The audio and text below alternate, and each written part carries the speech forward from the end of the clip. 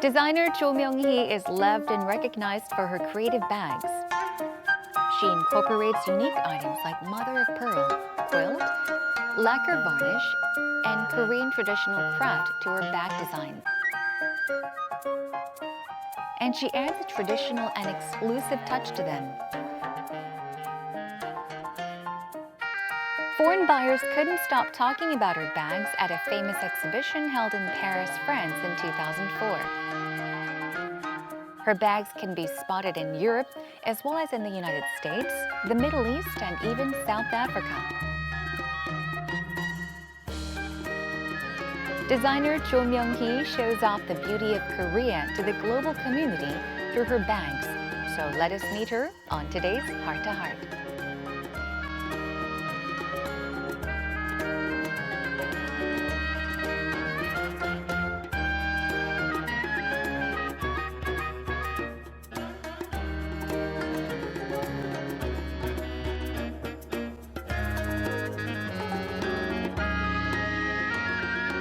가방을 만들어 온 지 올해로 28년째. 자, 오늘 세상에 단 하나뿐인 가방을 이렇게 스튜디오에 가지고 오셨는데요.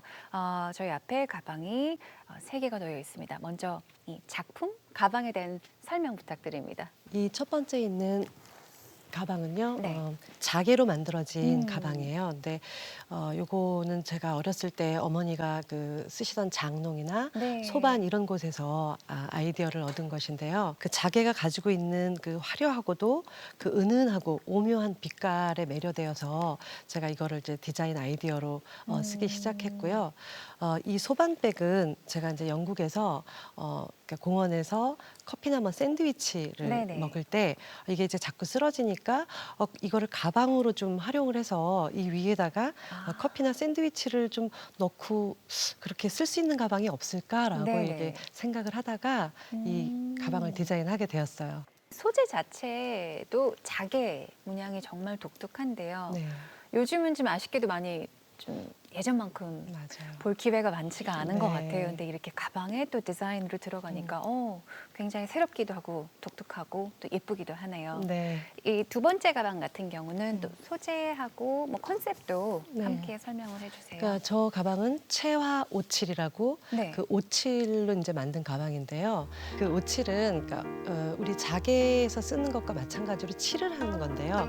여기는 컬러가 들어가는 거예요. 빛깔이. 그래서 이게 사포질을 하고 우선 그 위에다가 칠을 하는데 초칠을 하는데 요거를 한 습도가 80% 정도랑 온도가 한 25도 정도에서 한 8시간을 계속 칠했다 말랐다 하면서 그 색깔의 깊이를 나타내요. 저는 이 체화칠의 그 빛깔에 너무 매료가 돼서 이거를 쓰기 시작했어요. 이거 좀 독특한 게 있거든요. 네.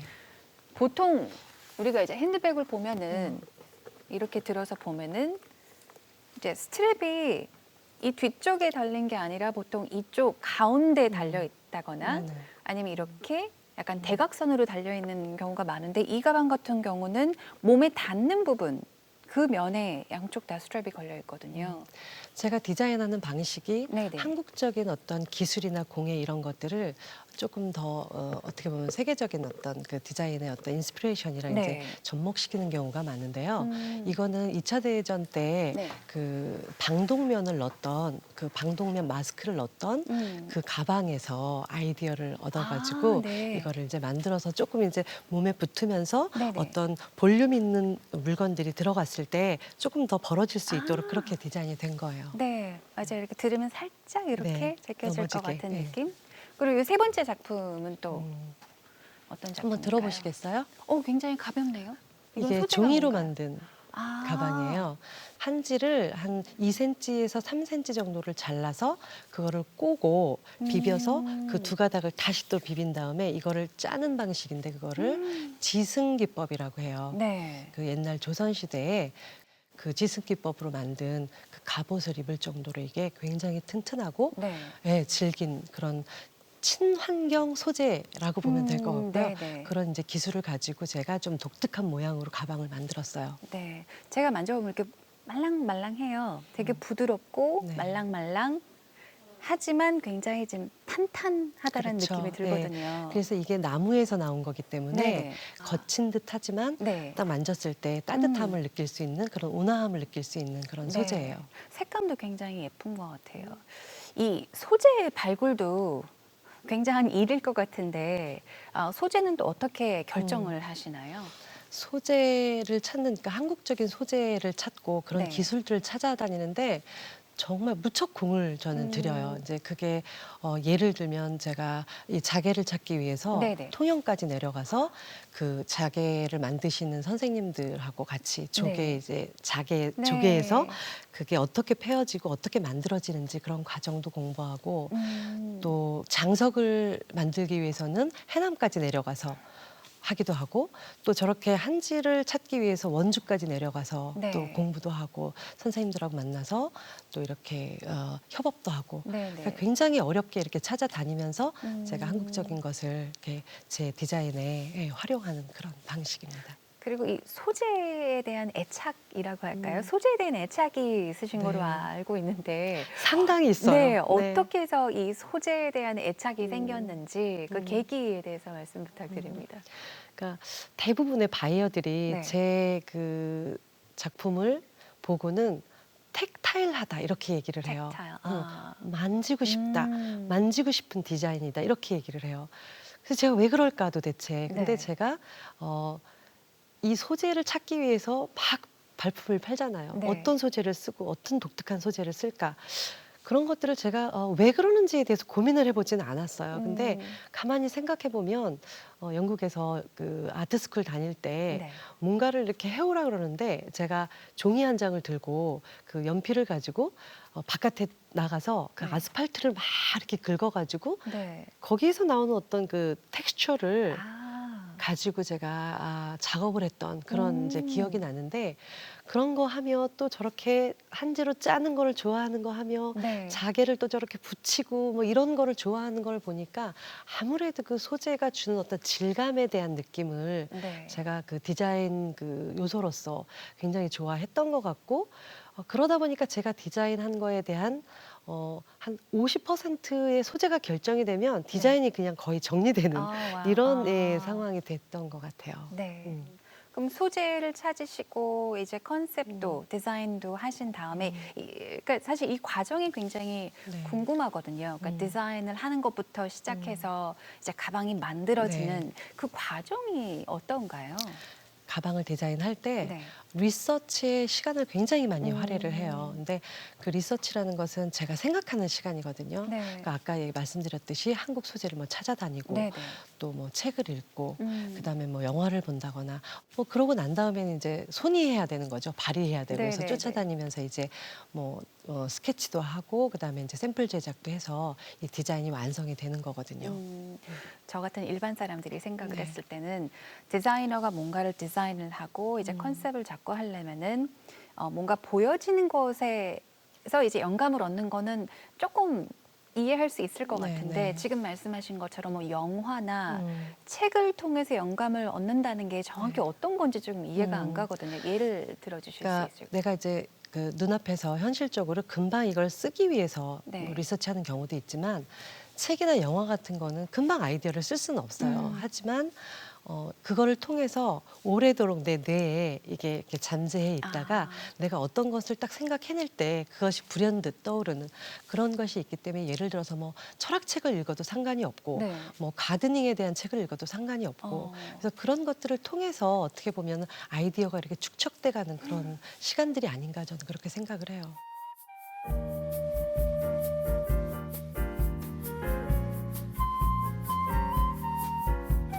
Designer Cho Myung-hee is drawn to materials with a distinctive texture. Many unique bags are made when her creativity works its magic with Korean traditional items and materials.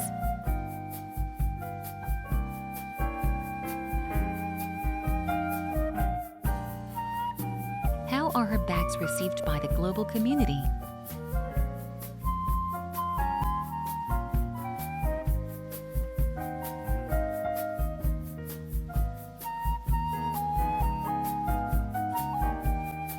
자, 이렇게 해서 정말 다양한 전통 기법을 가지고 또 새로운 컨셉을 가지고 가방을 완성을 해오시는데 이 한국적 소재로 만들어진 가방을 처음 이제 선보이실 곳이 제가 알기로는 파리에서 굉장히 유명한 전시회인데요. 프리미어 클래스로 알고 네. 있습니다.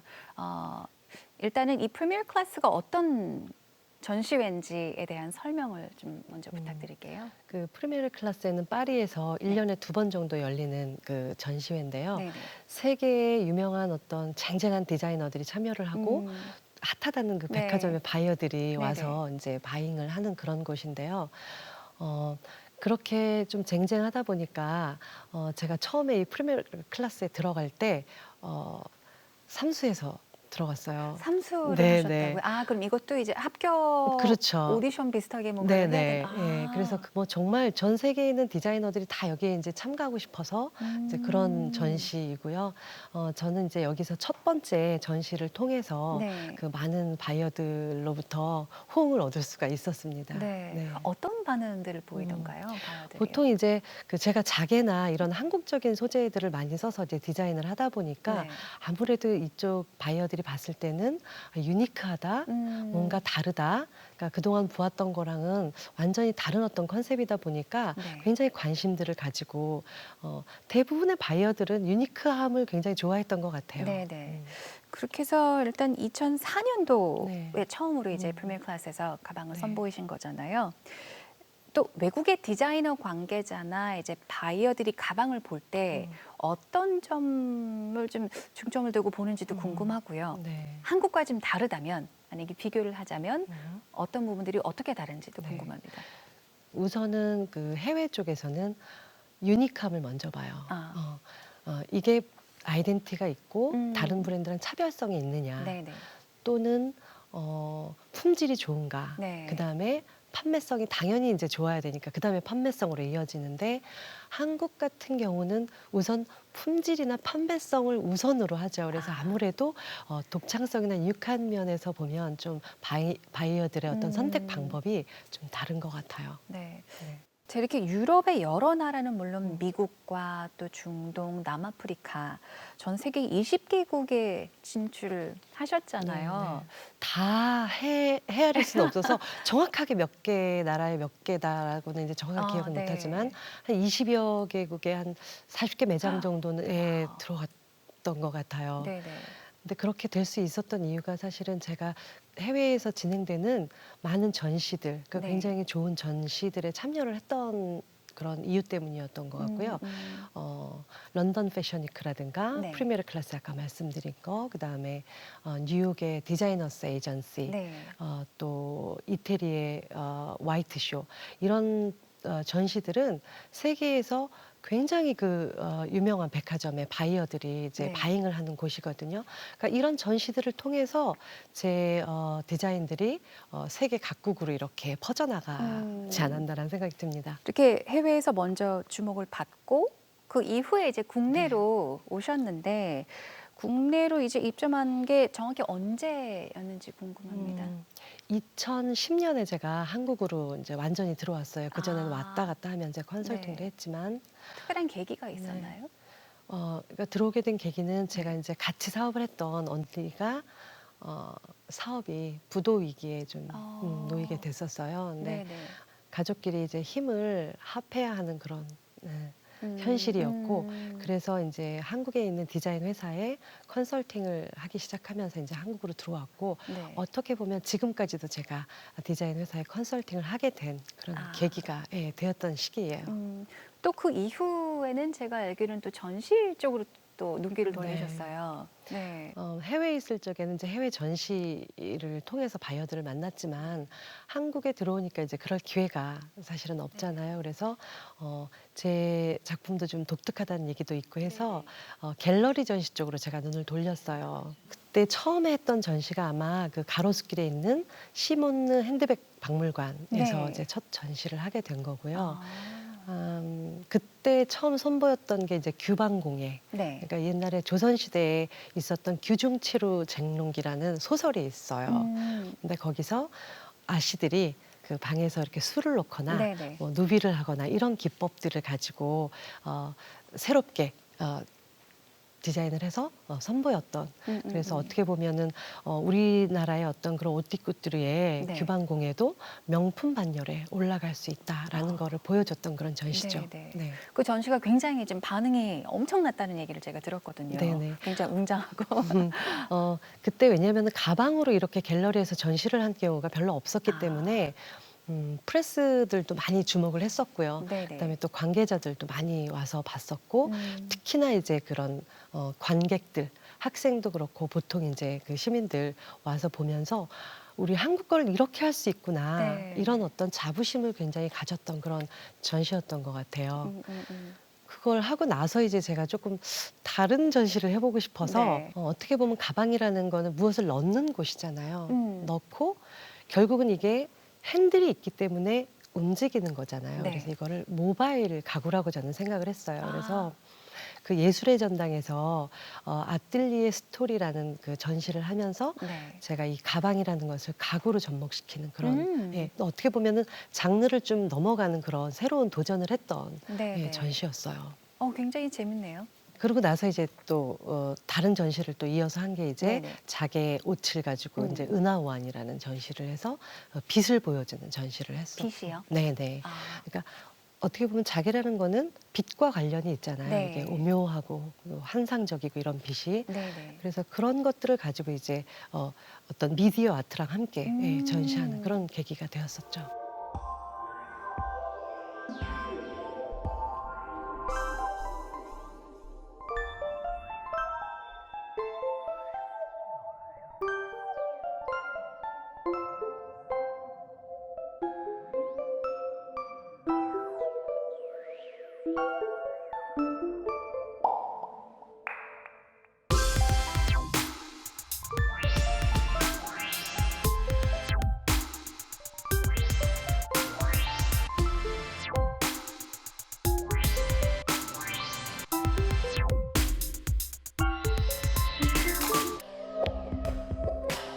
Jo Myung-hee adds her special touch to her bags and holds many exhibitions of different genres.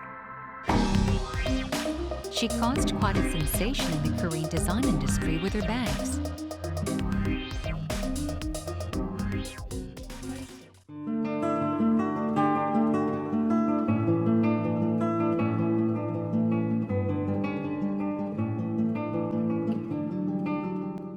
영국에서 네. 패션으로 굉장히 유명한 센트럴 세인트 마틴스를 입학을 하셨어요. 그쪽에서 공부를 하셨는데 굉장히 유명한 디자이너들을 이제 배출한 학교로 많이 알려져 있습니다. 어떤 분들이 계시나요? 지금 타계하셨지만 알렉산더 맥퀸, 네네. 그다음에 지금 마르지엘라 수석 디자이너로 있는 존 갈리아노, 그다음에 비틀즈의 멤버였던 폴 맥카트니의 딸인 스텔라 맥카트니, 네네. 헨리 빕스코브라고 그 지금 이제 전 세계 젊은 친구들이 굉장히 좋아하는 디자이너예요. 뭐 그런 굉장히 이제 좀 유명한 그 디자이너들이 많이 졸업을 했죠, 네. 센마틴은. 근데 패션 디자인이나 디자인을 전공을 하신 건 아니에요. 네네. 근데 물론 학교를 들어가려면 포트폴리오도 준비를 하셨어야 됐을 것 같고 그 입학 절차라고 할까요? 입학 과정은 어땠는지도 궁금하고 또 어떻게 준비를 하셨는지 여쭤보고 싶어요. 일단 세인마틴은 인터뷰와 네. 그다음에 그 포트폴리오와 그다음에 본인의 이제 작품을 가지고 하고 이제 오버시 그 스튜던트 같은 경우는 네. 영어도 이제 이렇게 함께 네네. 보죠. 근데 제가 당시 갔을 때는 제가 이제 디자인을 전공하지 않고 무용을 전공을 했었기 때문에 네. 춤을 추던 사람이라 디자인에 대한 어떤 포트폴리오가 전혀 없었어요. 그래서 뭐 물론 영어도 잘 되지 않고 근데 제가 이제 아트스쿨 다니면서 만들었던 그때 제가 만들었던 이제 옷이 네. 수술 장갑을 이렇게 불어가지고 치마를 만들고 그다음에 이제 설거지하는 그런 수세미를 네. 다시 풀어가지고 위에를 이제 탑을 짜서 아. 이렇게 만들었었는데 그걸 들고 갔는데 이제 그 교수가 인터뷰하는 사람이 너무 독특하다. 네. 그런데 뽑기는 뽑아야겠는데 뭐 포트폴리오도 없고 뭐 영어도 잘 안 되고 막 고민을 다 회의를 하시더라고요. 그러더니 포트폴리오를 만들어 오면 네. 조건부로 입학을 시켜주겠다. 아, 예, 네. 이렇게 해서 입학 허가가 났어요. 럭키했죠.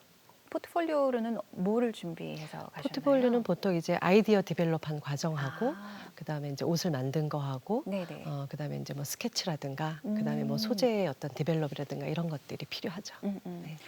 사실 말은 쉽게 하세요. 그러니까 운이 좋아서 음. 이렇게 합격을 하게 되고 입학을 하게 됐다라고 하는데 제가 알기로는 100대 1이에요. 합격률이. 네네. 그래서 100대 1의 경쟁률을 뚫고 이제 입학을 하셨어요.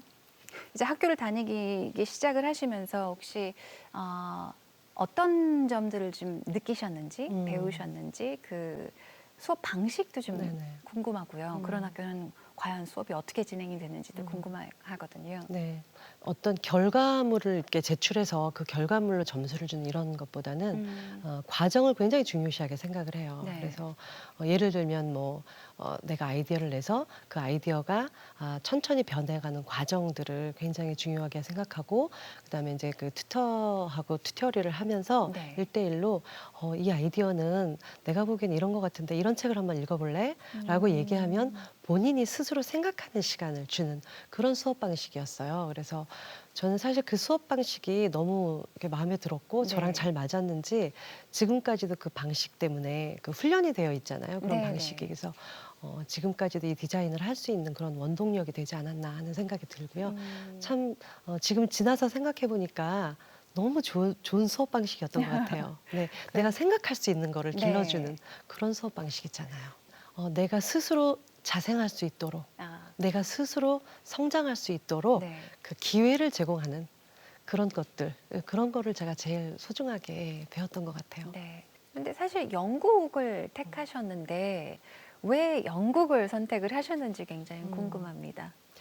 제가 그 90년대에 네. 이제 이신우 컬렉션과 신원 그룹을 이제 디자이너로 다녔었는데 그 네. 당시에는 90년대 우리나라의 디자인 환경이 그렇게 디자인을 하기 좋은 환경은 아니었어요. 왜냐하면은 대부분을 일본의 트렌드 경향을 우리가 그대로 가지고 와서 네. 카피를 하는 그런 시대였기 때문에 제가 그곳에서 아무리 그 신원에서 어떤 브랜드를 런칭하고 그 당시에는 핸드백의 독창적인 브랜드가 사실은 없었어요. 네네. 그래서 제가 이제 처음으로 그런 것도 만들고 뭐 음. 보람 있는 일들도 있었지만 네. 결과적으로는 저한테는 항상 그 목마른 아, 유니크한 걸 디자인하고 싶고 뭔가 새로운 걸 디자인하고 싶은데 그거를 해줄 수 있는 어떤 바탕이 마련되지 않으니까 정말 이대로 내가 이렇게 대한민국에서 이 디자인을 카피만 하고 살아야 되느냐 네. 이런 고민들을 할 때 좀 답답해서 이제 영국으로 무작정 떠났죠.